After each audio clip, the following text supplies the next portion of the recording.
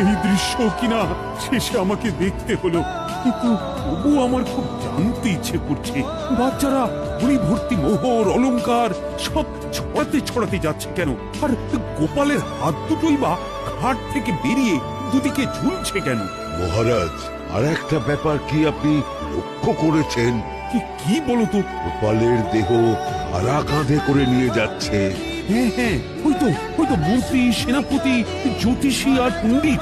আসলে গোপালের এই শেষ যাত্রা আমাদের কিছু শিক্ষা দিয়ে যাচ্ছে মহারাজ।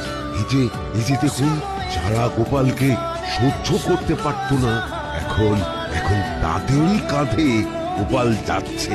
তার মানে শেষ পর্যন্ত কেউই কারোর শত্রু থাকে না, সবাই মান অভিমান ভুলে